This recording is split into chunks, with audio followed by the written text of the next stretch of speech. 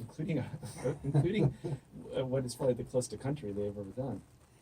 Well, that's because you heard that I needed to earn about a quarter of a penny in royalties for that song. Well, congratulations. Always glad to help a friend out. Thank you.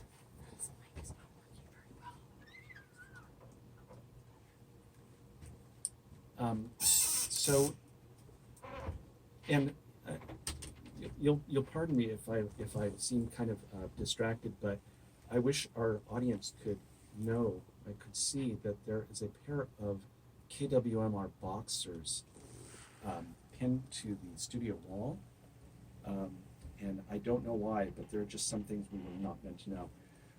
But Harri, back to you. I think maybe it has to do with April 1st. So anyway, gee, am I really here now? Yes. Oh, so "Redeemed" is a song that you wrote, co-wrote with Sandy Perlman of Blue Oyster Cult, and who did the vocals for that? Eric Bloom. Okay, well that's interesting because Eric Bloom is officially the lead vocalist of Blue Oyster Cult, but I just found out recently that some of the best known songs from Blue Oyster Cult were actually done by Buck Dharma. AKA Don Roser. Yes, did Don't Fear the Reaper, which is their signature song. I think he also do Godzilla? No, that was Eric. No, that was Eric Bloom. Okay. Anyway, so they shared lead vocals among several members of the band, I believe. You just heard Albert singing "Cities on Flame." Right. Okay, that's right. He was the drummer, right? Right. Yeah. Okay. But Sandy co-wrote the song with you. He wrote the lyrics of that song. Okay, he wrote the lyrics, and you came up with the tune. Yeah. Okay. Yeah. Great. In no way like it just got played. Well, that's what I was going to ask too. I thought, like, did you ever imagine? Does it sound anything like what you envisioned when you wrote it? Well, the tune is it's pretty honest. The musical arrangement obviously has changed. I'm a folk balladeer, you know. Right. I was quite surprised. By the way, that was the first song I ever wrote. The first song, tune I ever first wrote. of any songs you'd ever written. That's right. Wow. Yeah, I was just starting out. Yeah. Well, nice start. Yeah. It helped that I lived at the house with them, Yeah. and I was helping them be a roadie before they were the BOC. Mm-hmm. Yeah. Okay. Yeah. And how did that come about? I went to State University in New York at Stony Brook, and they played in the student lounge a lot. It's the way they warmed up, and sort of, got their chops. Yeah. And I was just blown away, especially by Buck Dharma and his guitar playing. Even back then, he was just incredible. They were an amazing jam band. Yeah. Oh yeah. Yeah. And nothing you hear when you hear any of their albums, but they knew how to take off. Well, yeah. I unfortunately never got to see them live at any level. Whether it was like rehearsed or jamming, but you got to see them with the rest. Yeah, Don gave me some tips. Yeah, early on. Yeah. Great. I would like now to hear one of your songs that you wrote lyrics for as well. Well, actually, the song that I intended to play to warm up with was a collaboration. Okay. And, I'll let that go. Yeah, I'll have to say most of the tunes that I do are collaborations with a fellow named Michael R.J. Roth, who's an incredible lyricist, and most of the lyrical ideas are his. Okay. We had a really great partnership. We found each other in Santa Fe at a little restaurant called La Paloma. Okay. First I heard him and I heard some stuff, and I said, this man's a genius. I got to get to know him better. And he had similar thoughts about me, although he was wrong about the genius part. Oh, okay. Well, that's understandable. All right. Before you do sing that song, I would like to thank some people who have just donated to our Spring Pledge Drive. Karen and Kevin from Olima have been very kind to donate some money to us. So we've earned $420 for the entire program. We are now at $1,050 away from our goal of getting $40,000. So $50 will get us to 1,000. yes. Yeah. That Woohoo.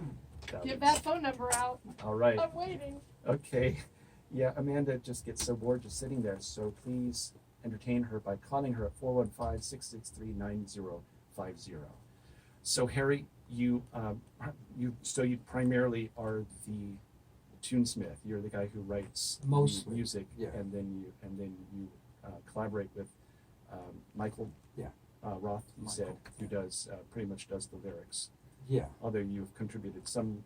Some, yeah, and actually there's been a lot of copy and paste, cut Sure. and paste, I should Sure. say, because he'll, like in the next tune, for example, he presented this poem. Mhm. I thought this could really make some good lyrics. I'm gonna do a little trimming here and there. I'm kind of good at that, but we've just found that we just melded together really well. Okay. Yeah. All right. Well, what have you got? What's the song called? When Love Left the Earth. When Love Left the Earth. Yeah, seems appropriate these days. But it's coming back soon. Yes. Yes, sir. We're counting on that. All right, here goes.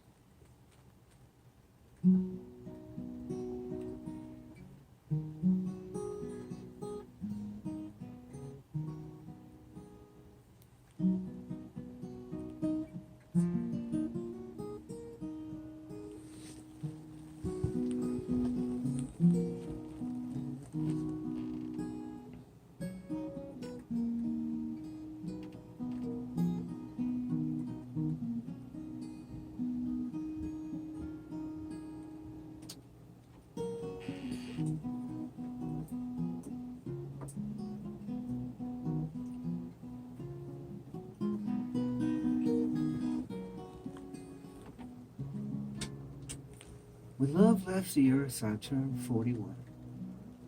Kid down the block knocked me off with his ray gun.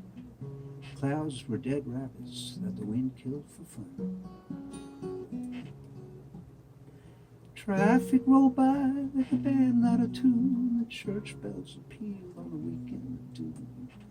When the uproar died down, there were flies on the moon.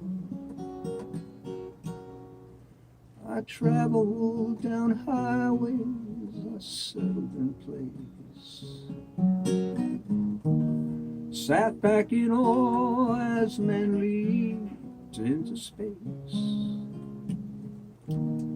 Death follows life like a hound in a race. I need to know real soon, is there love on the moon?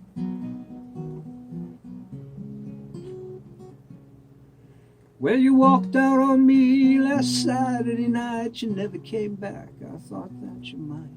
I waited and waited and waited till dawn by the door. Today the sun shines like an afternoon chore, and you told me love doesn't matter anymore. Nothing ever mattered to me anymore. I traveled down highways and I settled in place. Sat back in awe as men leaped into space. Death follows life like a hound in a race. I need to know real soon, is there love on the moon?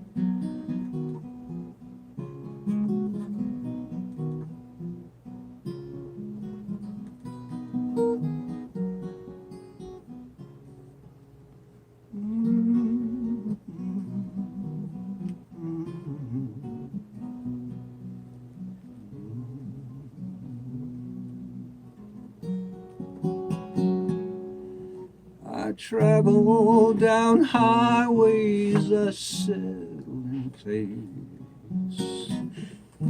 Sat back in awe as men leaped into space. Death follows life like a hound in a race. I need to know real soon, is there love on the moon?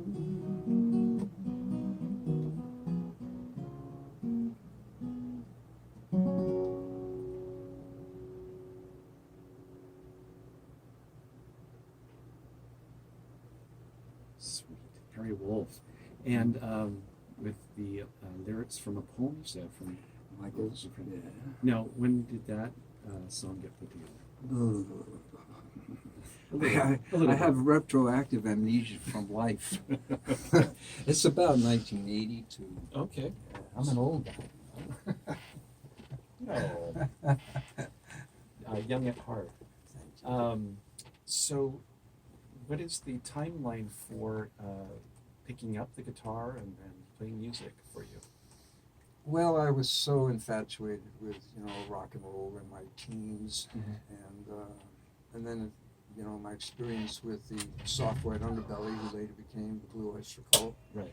And I just decided I needed to find a guitar and start to learn how to play. So I must have been about 18, going on 19. Okay, so you were roadie first, and then you. It sort of overlapped around the Yeah. same time. Okay. Yeah. Okay. And I had a Goya guitar, and the action was horrible. It was like 3/4 of an inch. The strings were off the fret, Wow. And but I guess it built up my hands. After about a year, I decided to get a real guitar, and I got this Martin right here. Okay. Yeah, this is a D18 1970, Mm-hmm. $350 back then. Mhm. It's worth about $2,000 now. Okay. Careful.